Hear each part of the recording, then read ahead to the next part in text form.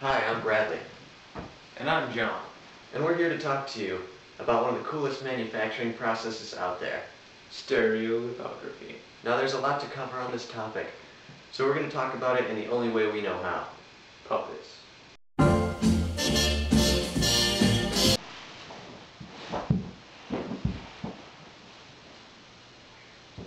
Well, hi there, Tim.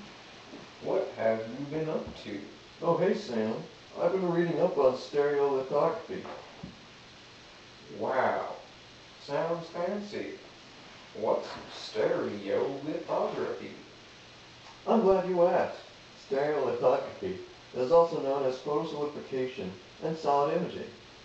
It's a manufacturing process that uses lasers and a liquid resin to create 3D objects from 3D models. Wow. What a neat idea. Who came up with this?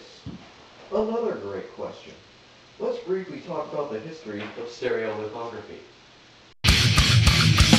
You see, Sam, stereolithography isn't very old.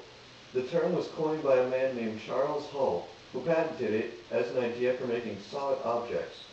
Hull then began to commercialize the idea and founded his own company to develop it. His company was called 3D Systems, Inc. Here's a picture of the man himself. Gee, he's handsome. He certainly is. So, now I kind of understand what it is. But how does it work exactly? Well, while we're at it, let's talk about the Technology behind the process. You see, Sam, it starts with a pool of resin. A laser is aimed at the pool, which cures and hardens the polymer. The laser traces the outline of one of the layers, and the platform it sits on is lowered very slightly each time. This is repeated until all the layers are formed and the item is completed. Sounds pretty high tech. It sure is. It's the bee's knees. Anyway, after each layer, a blade filled with the resin comes across the cross-section and coats it with another layer. After all this happens, the result is placed in a chemical bath to clean off the excess resin, and then placed in an oven so that it can be cured even further. How clever and elaborate. Can stereolithography make anything? Well, Sam, while we're heading in that direction, let's talk about some overall pros and cons of the process.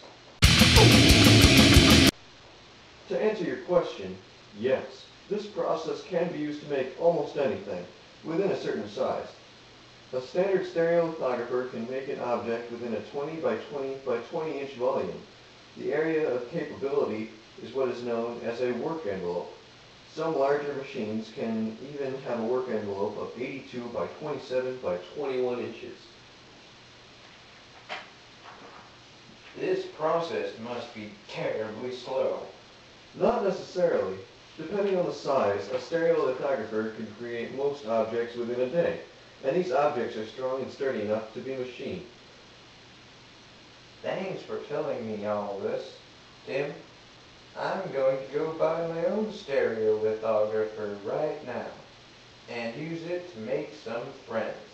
Not so fast, Sam. Stereolithographers can get pretty expensive. In fact, let's talk about cost.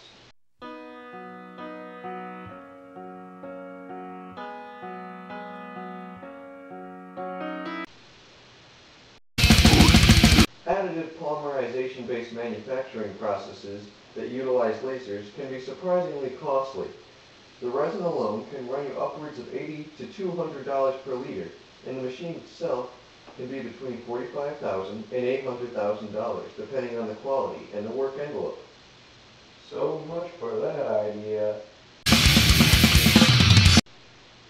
So you see, Sam, stereolithography is a real swell process, and although it's expensive, it can be used to create almost anything from practical tools to decorative works of art. Thanks for teaching me all this stuff. I'm gonna go home and tell my mom. You do that. I'm gonna go do puppet stuff.